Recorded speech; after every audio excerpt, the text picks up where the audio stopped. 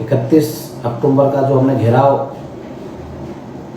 की जो घोषणा करी थी, उसको हमने आज कलेक्टर ऑफिस से कॉल आया था, उनकी जो कमेटी थी प्रशासन की, उससे 2 दिन से लगातार चर्चाएं चल रही। कल भी चर्चाएं चली थी इनकी कि हम इन सब चीज़ों को पूरा कर देंगे, तो क्या आप इसको निरस्त करेंगे।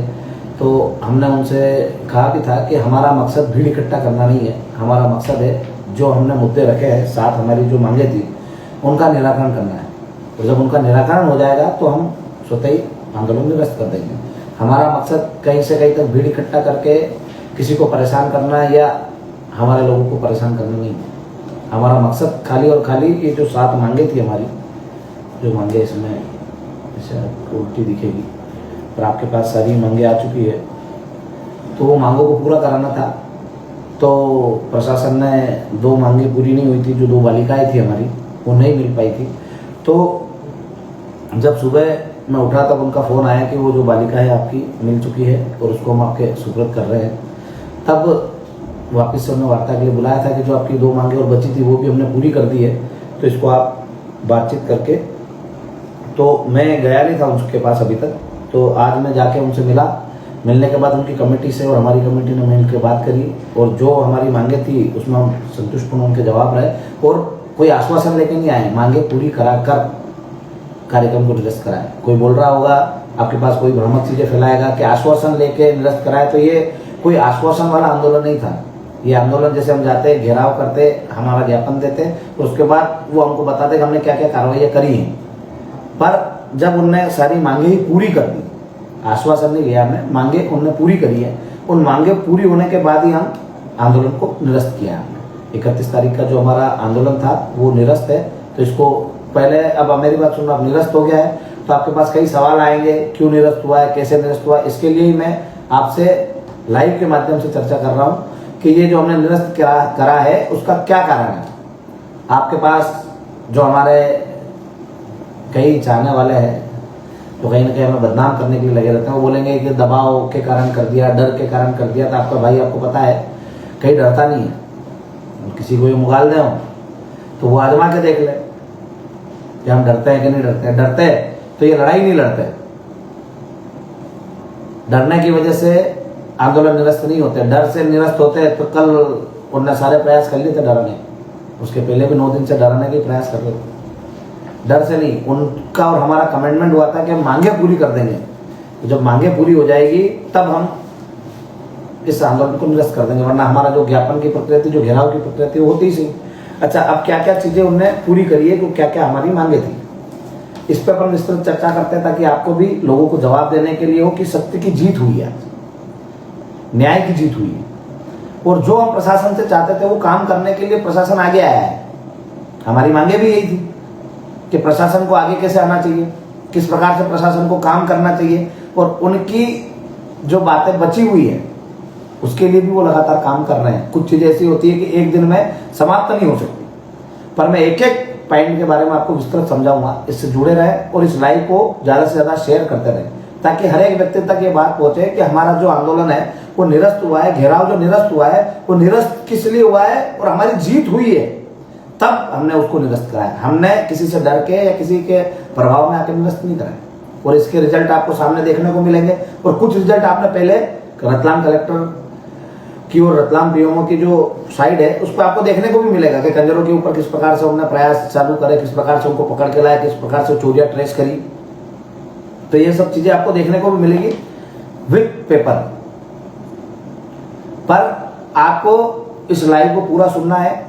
आपकी कोई समस्या हो, आपके मन में कोई सवाल हो, तो उसको भी इस लाइव के माध्यम से पूछना है।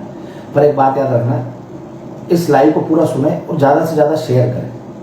आप शेयर करोगे तभी अपने हर एक साथी तक पहुंचेगा, क्योंकि अपने जो साथियों की मेहनत है उस मेहनत की वजह से ही आज कहीं ना कहीं प्रशासन को आंदोलन से पहले सारी आपकी मांगे पूरी करनी पड़ी। मांगे के लिए आश्वासन नहीं दिया, इस बात को याद रखना। कोई पूछे तो हम आश्वासन लेके मांगों को निरस्त नहीं कराया हमने, या हमारी आंदोलन को निरस्त नहीं कराया। हमने हमारी मांगों को मनवाया है, पूरी करवाया है। हमारी मांगे पूरी हो चुकी। जिस प्रकार से बिना नोटिस के निजी संपत्ति का तोड़फोड़ का जो मामला था, उस मामले में जो अभिषेक जी शर्मा थे उनने और जो भी उनके साथी थे उन्होंने बैठ के प्रशासन से बिल्कुल संतुष्टिपूर्ण उनको जवाब मिले और संतुष्टिपूर्ण उनकी चर्चा हुई। उसके बाद ही हम आगे बढ़े। वो इस बात से पूरी तरीके से संतुष्ट है कि उनके साथ क्या हुआ, कैसे हुआ, और जो कमियां थी उसके ऊपर कार्रवाई भी करी, और जो चीज़ें आगे करनी है वो भी उनकी सारी वार्तालाप हमने प्रशासन से करवा दी, और वो पूरी तरीके से संतुष्ट है। दूसरी, ग्राम लसूजा नाती की नाबालिग जो बालिका थी, जो हमारी बेटी थी, उसका अपहरण हुए 3 महीने हुए थे। हमारी मांग थी कि वो हमें मिले। प्रशासन पहले भी उनके प्रयास कर रहा होगा, पर कहीं ना कहीं आप और हम सब ने मिलकर इस आंदोलन की घोषणा करी और गांव-गांव तक हर एक करनी सैनिक पहुंचा और उसने इन सारी मांगों को लोगों के सामने रखा। और जब लोगों ने उत्सुकता बताई उस आंदोलन से जुड़ने की, जब आप साथियों ने मदद करी इस बात को लेकर कि हम गांव-गांव जाएंगे, अपना प्रचार प्रसार करा, और प्रचार प्रसार को देखते हुए प्रशासन अलर्ट हुआ। अलर्ट होने के बाद उनने हमारी उस बालिका को हमारे सुपुर्द कर दिया। आज 11 बजे बाद उस बालिका को, सुबह आज के दिन की बात कर रहा हूँ, उस बालिका को हमारे सुपुर्द कर दिया। उसको लेके आ गए। अब उसके पिताजी के साथ, उसके माताजी के साथ उसका मेडिकल कराने गए हैं, और जितनी भी धाराओं में उन पर कार्रवाई होनी है वो भी हो रही है। तो ये कहीं ना कहीं आप और हम सबकी लड़ाई की वजह से उस परिवार को न्याय मिला है। तो आपको बहुत बहुत धन्यवाद कि एक बेटी के लिए आपने सर्व समाज के भाइयों ने, समाज के भाइयों ने मिलकर लड़ाई लड़ी और उस बेटी की सुपुर्दगी पुलिस ने उस अपराधी को पकड़कर हमारी बेटी की सुपुर्दगी करी। तो इसके लिए आप सभी लोगों का दिल हृदय से धन्यवाद कि आपने इस लड़ाई को निस्वार्थ भाव से लड़ा और इस लड़ाई को पूरा करवाया। तो ये एक दूसरे नंबर की जो मांग थी, पहले नंबर की मांग पूरी हो चुकी है, परिवार उनका संतुष्ट है, दूसरे परिवार भी संतुष्ट है जिस कार्रवाई से। उन परिवार वालों से भी मैंने बुला के पहले सबसे चर्चा करी। उन्होंने कहा कि नहीं, हमारी बेटी मिल गई है, हम इससे संतुष्ट हैं। तीसरी पूर्ति, आदिवासी बालिका का अपहरण, थाना औद्योगिक क्षेत्र, ये भी 4/10/2025 से लापता थी। इसके बारे में उनको कोई जानकारी नहीं मिल रही थी। तब फिर जिनको जानकारी जब मिली, कोई मुस्लिम लड़का उसको लेके गया है और उसकी कोई खोज खबर नहीं मिल रही थी कि कहाँ है, किसके साथ है, किस जगह है। तो 2 दिन पहले उस बेटी का लाइव भी आया था वीडियो। उस वीडियो को भी हमने देखा था। वो नहीं आना चाहती है, उसने हाईकोर्ट की शरण ली। तब भी हमने प्रेशर बनाया, हम सब ने मिलकर उसकी बेटी की लड़ाई लड़ी। तो उसको वापस वहाँ जाके जो सुपुर्द करा है कोर्ट ने पुलिस को, वो पुलिस यहाँ लेके आएगी, माता पिता से मिलवाएगी, और मिलने के बाद माता पिता को उससे बातचीत करके उसका निराकरण करेगी। उनके बेटी के परिवारों से बातचीत हो चुकी है, उनने भी यही बोला है कि हमको हाँ हमारी बेटी चाहिए। तो उसको भी लेके पुलिस निकल गई है वहाँ से, जोधपुर से, और यहाँ लाके इनके सुपुर्द करेगी, इनसे बातचीत करवाएगी। अब चूँकि हाईकोर्ट के निर्देश हैं कि कोई लड़की बालिग हो जाए तो वो अपनी मर्जी से रह सकती है, पर हमने उसका मेंटल सर्टिफिकेट भी पेश करा है। तो उस मेंटल सर्टिफिकेट के माध्यम से भी हम प्रयास करेंगे कि उस बेटी को हमारे साथ ले सके। पर ये हाईकोर्ट के निर्देश है कि यदि लड़की बालिग हो जाती है तो वो अपनी मर्जी से शादी कर सकती है। और इस मुद्दे को लेकर हम 21 दिसंबर को भी एक आंदोलन कर रहे हैं, जिसमें हमने बात रखी है कि सरकार ये कानून बनाए कि बिना माँ बाप की सहमति से बेटी किसी और के साथ नहीं रह सकती। ये लड़ाई हम लड़ रहे हैं, पर अभी जब वो बेटी मिल चुकी है, परिवार उससे संतुष्ट है कि हम मिल गई है, कोर्ट से हम प्रयास करेंगे कि उस माँ बाप के सुपुर्द कराए उस मेंटल सर्टिफिकेट के द्वारा। पर ये मिल गई है, उसको लेके भी आ रहे हैं। हमारा यही मांग थी कि उसको आप लेके आओ, माँ बाप से मिलवाओ और माँ बाप से बातचीत करवाओ। यदि वो लड़की रहना चाहे माँ बाप के साथ तो रह सकती। तो हम प्रयास करेंगे कि उस बेटी को उनके माँ बाप के साथ रखा जाए। पर ये काला कानून है, इस काले कानून के खिलाफ आपको और हमको लंबी लड़ाई लड़ना पड़ेगी। छोटी छोटी लड़ाइयों से पूरा नहीं होगा। ये आपको और हमको समझना पड़ेगा कि हाईकोर्ट के जो निर्देश होते हैं वो सबके लिए एक जैसे होते हैं। बेटी किसी की भी हो, ना तो जाति देखती है ना धर्म देखती है। यदि वो किसी और के साथ उसकी मर्जी से रहने का अधिकार उसको संविधान देता है तो उस नियम में फेरबदल कराने की जवाबदारी आप पर हमारी है। आप और हम सबको मिलकर लड़ना पड़ेगा कि संविधान में इस बात का तो संशोधन किया जाए कि बेटी किसी भी जाति धर्म की हो, अपने माँ बाप की अनुमति के बगैर किसी के साथ नहीं रह सकती। उसकी शादी होगी तो उसके माँ बाप की अनुमति से होगी। इसके लिए आप और हम सबको लड़ना पड़ेगा। अभी उसकी शिनाख्त हो चुकी है, वो मिल चुकी है, वो हमारे सामने कल तक पहुंच भी जाएगी। बाकायदा हमारे उनके परिवार से बात हुई, हमने वहाँ बात भी करी है जोधपुर, और उसको लेके आएंगे और उसके बाद हम उसको न्याय दिलाएंगे। तो ये भी हम सब मिलकर बात करेंगे, इस पर भी हम आगे भी लड़ाई लड़ेंगे। पर जो हमारी बात थी वो पूरी हो चुकी। अच्छा, कंजर प्रभावित क्षेत्रों में आप और हमने ये मांग उठाई थी कि जो कंजर प्रभावित क्षेत्र हैं उनमें पुलिस प्रशासन हस्तक्षेप करें और कंजरों के ऊपर कार्रवाई करें। अच्छा, कंजरों की जो समस्या है वो एक दिन की नहीं है। कंजर जो चोर होते हैं वो चोरी लगातार करते हैं, पुलिस का काम होता है उनको पकड़ना। अभी जो पुलिस ने एक्टिवनेस बताई और 100 से अधिक मुकदमे कंजरों के ऊपर बनाए, और जो दलाल थे उन दलालों के ऊपर भी मुकदमे बने, और जो मैं पिछले वीडियो में बता चुका हूँ कि 12 चोरियाँ इन्होंने ट्रेस करी थी, सारे ही गाँव के नाम लिए थे मैंने। उसके अलावा भी लगातार कंजरों को बुला रहे हैं, समझाइश दे रहे हैं, और उसके बाद जो कंजर नहीं मान रहे हैं उनके ऊपर कार्रवाई भी हो रही है। वैसे बेसिकली जो कंजर है वो राजस्थान से हमारे यहाँ चोरी करने आते हैं, तो टोकड़ा और जो एक गांव है उनके, वहाँ पर भी पुलिस ने जो उनका, देखो ये कुछ चीज़ें ऐसी होती है कि जो हमारे सामने बताई, हम किसी पब्लिक के सामने इस बात को नहीं बता सकते कि जो भी उन्होंने व्यू रचना बनाई है वो उनकी बहुत अच्छी है, उस पर वो कार्रवाई भी कर रहे हैं, और अभी भी कंजरों पर कार्रवाई हुई है। हमारी यही मांग थी कि कंजरों के ऊपर कार्रवाई हो, और जो हमारे परिवार के लोग जो कंजर प्रभावित क्षेत्रों में रहते हैं उन लोगों को जो हफ्ता वसूली देनी पड़ रही है वो बंद करें। तो उन्होंने बोला है कि जल्द से जल्द, अभी कार्रवाई तो चालू कर दी है, कार्रवाई हुई भी है, केस बने भी हैं, और चोरियां ट्रेस भी करी। तो जो चोरियां ट्रेस करी उनका सामान तो मिलेगा ही सही, पर बाकी जितनी भी क्षेत्र में कंजर प्रभावित की वजह से, कंजरों के प्रभाव की वजह से जो चोरियां हुई है उनको भी ट्रेस करके सभी लोगों तक सामान सुपुर्द कराया जाएगा। और ये इसमें उन्होंने काम चालू कर दिया, और हम यही चाहते थे कि पुलिस कंजरों के खिलाफ अपना मोर्चा खोले, टीमें बनाए। उन्होंने टीमें भी गठित करी, उसके लिए भी पुलिस प्रशासन का बहुत बहुत धन्यवाद कि इस कंजर प्रभावित क्षेत्रों को आप कंजरों से मुक्त कर दो। हम सब क्षेत्रवासी आपका आके स्वागत करेंगे, वंदन करेंगे, अभिनंदन करेंगे, पर इसके लिए आपने काम चालू कर दिया। यही हमारी मांग थी कि कंजर प्रभावित क्षेत्रों से कंजरों का सफाया हो। शुरुआत हुई है, धीरे धीरे आगे और भी करेंगे, और नहीं करेंगे तो आप और हम सब बैठे ही हैं। घेराव हमने स्थगित करा है, कैंसिल करा है, हम समाप्त नहीं हुए, आप समाप्त नहीं हुए। हम यदि ये मांगे जो हमारी उन्होंने चालू कर दी, शुरुआत कर दी, इसमें कोई ढील पोल दिखी तो हम फिर से इनके ऊपर जाएंगे, इनसे बातचीत करेंगे। तो ये कंजर प्रभावित क्षेत्र में भी इनने चोरियां ट्रेस करी, पकड़ के लाए, और भी कुछ चीजें हैं जहाँ के इनके इनपुट मिले हैं इनको, तो वहां से भी हमको पूरा बताया है, हम उससे संतुष्ट भी हैं। जिन जिन के वहाँ चोरियां हुई है उनकी जो उन्होंने कार्रवाई करी, जिस प्रकार से व्यू रचना बनाई है, वो लाइव के माध्यम से बताने की नहीं है, क्योंकि चोरों को भी सतर्कता मिलती है इस चीज़ से। तो वो अच्छा काम कर रहे हैं, इसके लिए धन्यवाद। आगे भी हम चीज़ें करेंगे साथ में मिलकर, उन्होंने बोला है। और मैं भी सारे कंजर प्रभावित क्षेत्रों के जितने भी भाई हैं उनसे निवेदन करता हूँ, पुलिस से बिना डरे, बिना हिचक किए उन सब चीज़ों को हमारे माध्यम से बताएं, भले आप चाहे तो डायरेक्ट बताएं। आप हमको आके बताएंगे कि वो कंजर यहाँ आते हैं जो हफ्ता वसूली करने, और वो यहाँ से उठा के ले जाते हैं चीज़ें, जो भी आप गेहूँ देते हो, पैसे देते हो, तो मैं आपको जवाबदारी दे रहा हूँ, उन सबको गिरफ्तार करके उनके ऊपर मुकदमा कराने की जवाबदारी मेरी, पर आपको बताना भी पड़ेगा कि कौन से गांव में कौन से कंजर आते हैं। बाकी जो हमको या पुलिस को इनपुट मिल रहे हैं उसके हिसाब से पुलिस बराबर कार्रवाई कर रही है और आगे भी करेगी। आपको डरने की जरूरत नहीं है, आपको हम पे विश्वास होना चाहिए। पुलिस से हम बात करेंगे, आप डायरेक्ट पुलिस से बात करके भी उनको नए नंबर से बता सकते हैं। तो कंजर प्रभावित क्षेत्रों में हम सब मिलकर लड़ाई लड़ेंगे तो ये कंजर भगेंगे। अब जिसकी भी कोई बाइक चोरी होती है, ट्रैक्टर चोरी होता है, तो प्रशासन से मिले, जाके रिपोर्ट कराए। आपको रिपोर्ट करानी पड़ेगी, तभी पुलिस आपकी मदद कर पाएगी।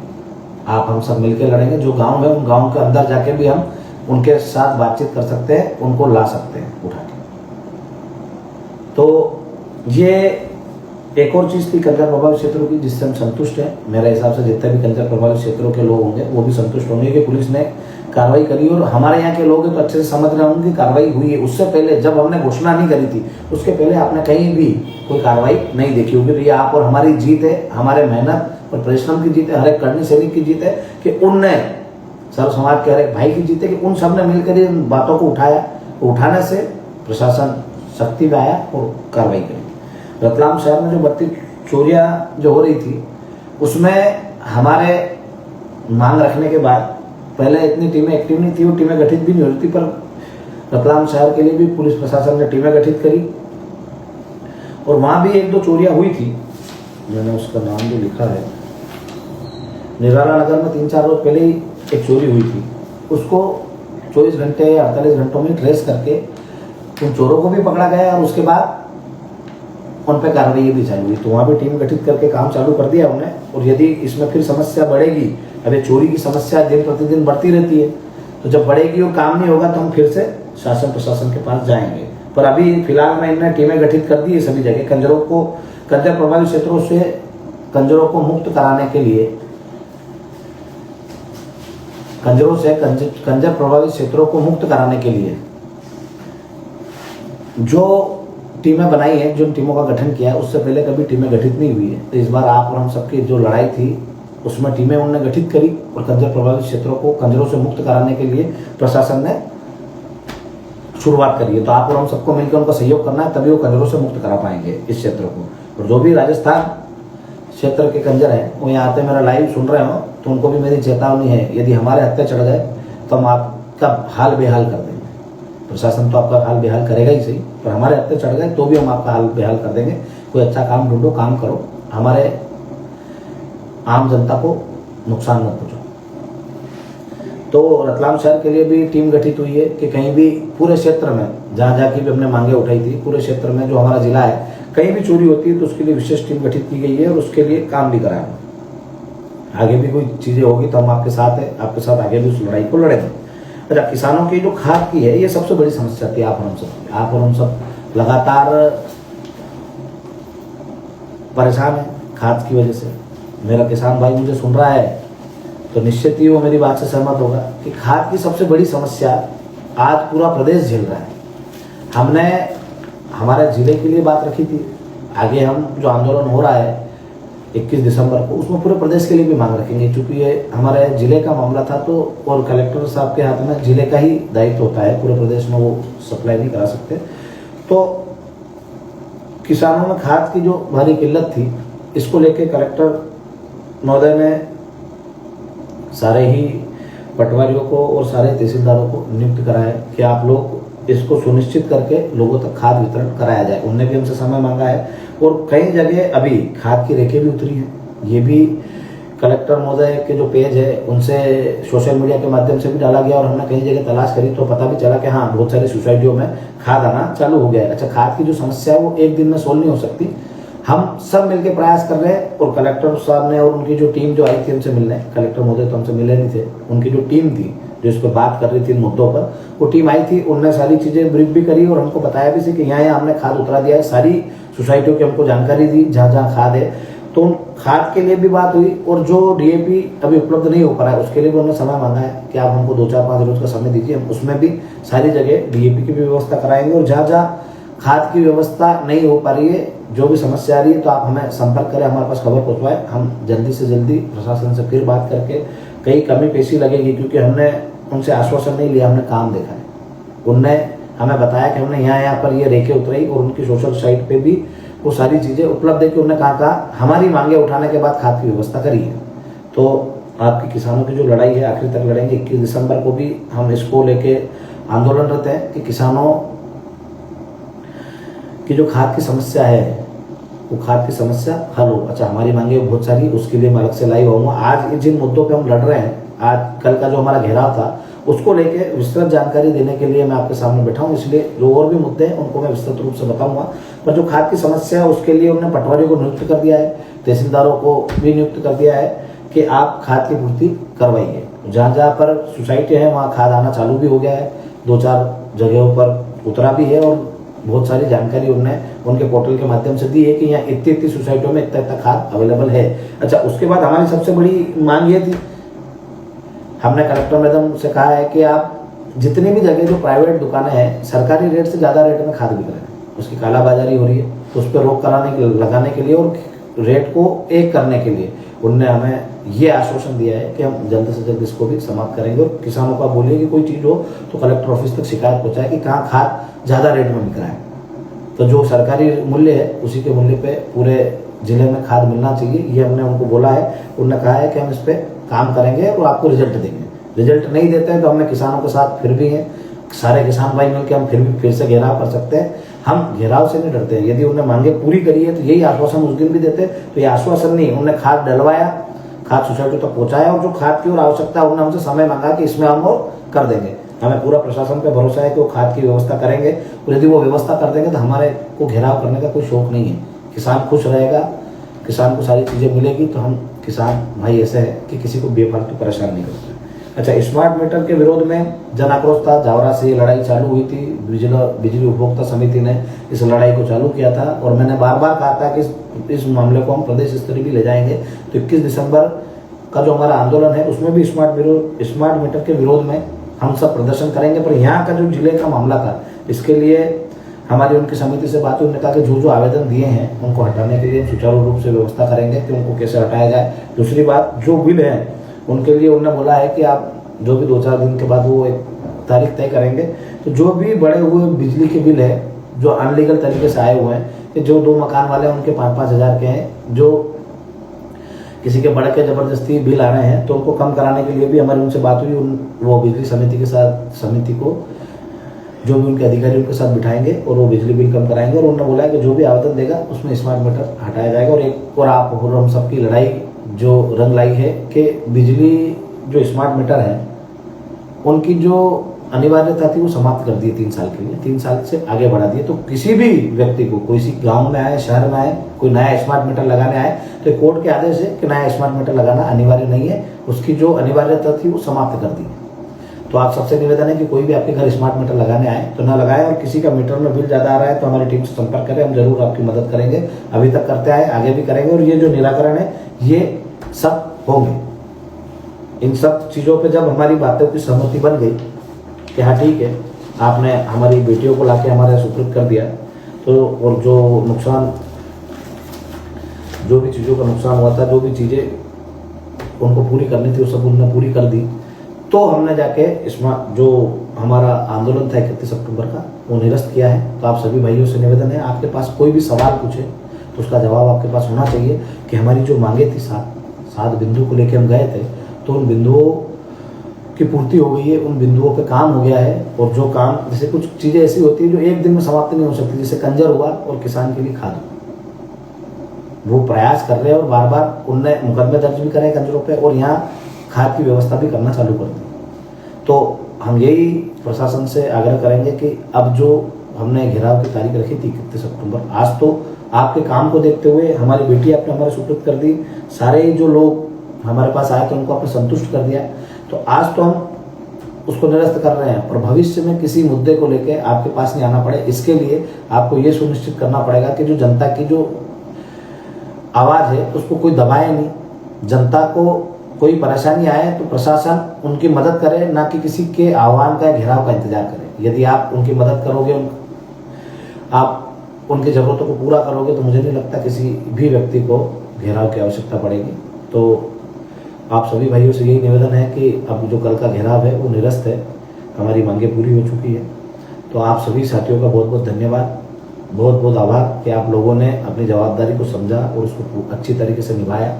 अब 21 दिसंबर के लिए आप सब तैयारी करिए। हम सबको मिलकर 21 दिसंबर को हरदा में होने वाले जन क्रांति न्याय आंदोलन में सम्मिलित होना है और वहाँ हमारी आवाज़ को बुलंद करना है। अच्छा, वहाँ भी जो हमारी 21 सूत्री मांगे हैं उसके लिए आप पहले से सोच लीजिएगा कि 21 सूत्री मांगे हमने आपके सामने पब्लिश कर चुके हैं। आपके पास पर्याप्त समय है उन मांगों को पूरा करने का। ऐसे नहीं, आश्वासन नहीं, जिस प्रकार से हमको बालिका ढूंढ के लाके आपने हमें सुपुर्द करिए, जिस उस मुद्दे को ही आपने समाप्त कर दिया, जिस प्रकार से जो मुद्दे हुए उनको आपने समाप्त कर दिया, इन मुद्दों को आप समाप्त कर दो, इन मुद्दों को आप पूरा कर दो, तो हम बराबर आपका वहाँ आंदोलन में धन्यवाद देंगे। वो आंदोलन निरस्त नहीं होगा किसी भी कंडीशन में। उसका मकसद वहाँ आप सबको सिर गिनाना है और अपनी मांगों के लिए हम कितने लोग आपसे आग्रह कर रहे हैं उन लोगों की संख्या बताना।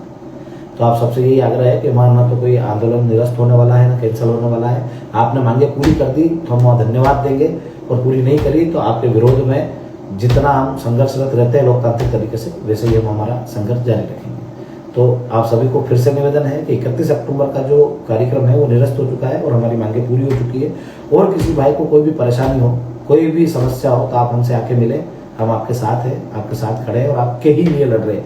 अब इसमें एक भी चीज़ बता देना, कोई आपसे पूछे तो इसमें जीवन सिंह का निजी कौन सा फायदा था और कौन सा उसने हल करा दिया। ये जो मांगे पर सहमति बनी है ये सब आपकी ही है, आप ही के लिए लड़ रहे हैं और आप सब साथ में हो तो ही लड़ रहे हैं। विरोधी यों का काम है छीटा किसी करना। और कुछ लोगों ने पोस्टें भी डाली और बोल रहे हैं कि लाठी डंडे वहाँ पड़े थे, उनने मार खाई। हाँ, बराबर लोकतांत्रिक तरीके से आंदोलन करने गए थे, आंदोलन करा, लाठियाँ बजी, लाठियाँ खाई, पर वहाँ से भगे नहीं। लाठियों से डर लगता तो सीना चौड़ा करके वहाँ खड़े नहीं रहते, वहाँ से दौड़ लगा देते। तो तुम्हारे जो नेता ना उनको भी बोलो कि जनता की हक की आवाज़ उठाए और उनके लिए लड़े जाए, तब हमें महसूस होगा कि हाँ आप भी लड़ रहे हो। आप तो सरकार की गोद में बैठे हो और सरकार के इशारों पर चलते हो, तो आपको ये कहने का कोई अधिकार नहीं है कि जो लड़ रहा है वो कैसे लड़ रहा है और क्यों लड़ रहा है। मेरे साथियों को मुझ पर भरोसा है, मेरे साथियों का मुझ पर विश्वास है और वो मेरे साथ कंधे से कंधा मिला के लड़ते हैं। उस दिन भी हरदा में भी लाठियाँ चली थी तो मेरे साथी मुझे छोड़ के भगे नहीं थे। उनने मुझे बचाया, मुझे सुरक्षा दी और खुद लाठियाँ खाते रहे। तो ऐसे जो भाई है मेरे पास, उन्हीं की वजह से मुझे लड़ने की हिम्मत है और हर जगह उनके स्वाभिमान को कभी ठेस नहीं पहुंचने दूंगा, उनका सिर को कभी नीचा नहीं होने दूंगा। कहीं से जीवन सिंह पहले भी नहीं भगा था और भगते हुए का वीडियो कभी आएगा भी। जहाँ भी जाएंगे प्रशासन लाठी चलाएगा तो लाठी खाएंगे पर भगेंगे नहीं। पहले भी नहीं भगे थे, आगे भी नहीं भगेंगे। और किसी को मुगाल दो तो वीडियो सारे देख लेना, कहीं से भी भगते हुए दौड़ लगाते हुए वीडियो दिख जाए तो उसके बाद से जीवन सिंह कभी आंदोलन नहीं करेगा, न किसी के लिए आवाज़ उठाए। डर मौत से नहीं लगता भाई, डर लगता है खाली और इस बात से कि हमारे भाइयों की जो लड़ाई लड़ रहे हैं ना उसमें थोड़ी सी भी बेईमानी नहीं हो जाए। ईमानदारी से लड़ रहे हैं, ईमानदारी से लड़ेंगे, स्वाभिमान को कोई ठेस नहीं पहुंच जाए, हमारे समाज को कोई नीचा नहीं बता दे हमारी वजह से, उस चीज़ से डर लगता है।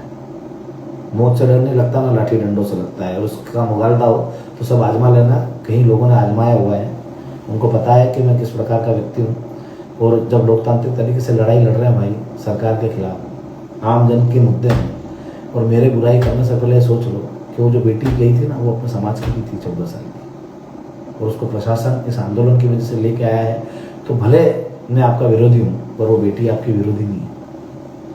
वो जो आंदोलन हुआ था वहाँ राजपूत समाज के हॉस्टल में पुलिस प्रशासन घुस गया था, उनने अंदर घुस के आपके बुजुर्गों को भी मारा। वो मेरे ही बुजुर्ग नहीं थे, आपके भी बुजुर्ग हैं। तो विरोधाभास व्यक्ति से होना चाहिए, मेरे से बराबर आप रखिए। यदि मैं आपका दोषी हूँ कहीं या आप मुझसे नफरत करते हैं तो रखिए, तो समाज से विरोधाभास मत रखिए, आम जनता से गरीब से विरोधाभास मत रखिए, किसान से विरोधाभास मत रखिए। और उस विरोधाभास की वजह से आपकी इमेज दिनों दिन गिरती जा रही है, आपके साथियों की वजह से गिरती जा रही है। तो आप उनको समझाइए कि विरोध गलत का होना चाहिए। मैं गलत करूँ तो आप मुझे बराबर विरोध के माध्यम से बताओगे तो मुझे उस चीज़ों को सुधारने का भी मौका मिलेगा कि मैं कहाँ समाज के लिए गलत कर रहा हूँ। पर इस प्रकार से खाली और खाली विरोध करके व्यक्ति को नीचा दिखाने की कोशिश करना और लोगों को आंदोलनों की राह से भटकाना, बताना कि आंदोलन करने से कुछ नहीं होता है, तो आंदोलन करने से कुछ नहीं होता है तो आप क्यों रैलियाँ करते हो, क्यों प्रदर्शन करते हो, किसी के प्रदर्शन का समर्थन करते हो। तो आपसे बस यही निवेदन है सभी साथियों से, किसी की भावनाओं में नहीं आए। हमारी क्या भावना है, आपको लगता है कि जीवन सिंह ने सही करा है तो उसका समर्थन करना, और आपको लगता है गलत करा है तो बराबर आप उसका विरोध करना कि ये आंदोलन निरस्त क्यों किया गया। जब हमारी बातें ही पूरी हो गई, मांगे ही पूरी हो गई, जब उन जिन चीज़ों को हम जाके कराते, वो हमारी बालिका ला के दे दी, ढाबे वाला जो टूटा था वो सारे परिवार वाले उनके संतुष्ट है, उनकी सारी बातचीत हो गई। यहाँ जो आदिवासी बालिका है उसको लेके निकल गए हैं, कंजरों के ऊपर उन्होंने कार्रवाई चालू कर दी है, लगातार कंजरों को पकड़ रहे हैं। रतलाम शहर में जो चोरियां हो रही है उनको पकड़ रहे हैं, नई टीमें गठित कर दी है, कंजर प्रभावित क्षेत्रों के लिए टीमें गठित कर दी है, किसानों के लिए टीमें गठित कर दी है कि किसान परिवार को खाद किस प्रकार से उपलब्ध हो। अब इसको देखना तो पड़ेगा, नहीं उपलब्ध होगा तो आज आप और हम मर थोड़ी रहे, जिंदा है, और जिंदा नजर आने का परिणाम फिर बताएंगे। यदि इन बातों को पूरा नहीं हुआ, जैसे कुछ चीजें तो हमने पूरी कर दी और कुछ चीजों पे काम चालू कर दिया और दिख भी रहा है काम, तो हम तो चाहते ही थे ना कि काम पूरा हो। हमारा मकसद वहां भीड़ इकट्ठा करके लोगों को बताना थोड़ी कि मेरे साथ इतनी भीड़ है, जीवन सिंह के साथ कितनी संख्या है, कितने उसके भाई हैं, ये प्रशासन बखूबी जानता है।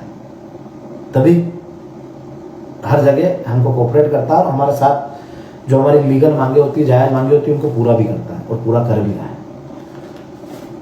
भीड़ बताने के लिए वो भी समय देंगे, और यदि जीवन सिंह के साथ कितनी भीड़ है ये देखना हो तो उसकी मृत्यु के बाद पता चल जाएगा कि जिस दिन हमारी लाश लेके अंतिम संस्कार करने जाएंगे ना, उस दिन पता चलेगा कि जीवन सिंह के साथ कितने लोग थे और क्यों थे। वो दिन भी ऊपर वाला बताएगा कभी न कभी। खाली मेरे को भीड़ इकट्ठी करने के लिए ऐसा थोड़ी कि वहाँ वो कार्यक्रम में भीड़ इकट्ठी करने के लिए कर रहा था। आपके साथ कितने लोग हैं वो आपके मृत्यु के बाद पता चलता है। जीते जी तो जो नहीं है साथ में वो भी हाँ करता है।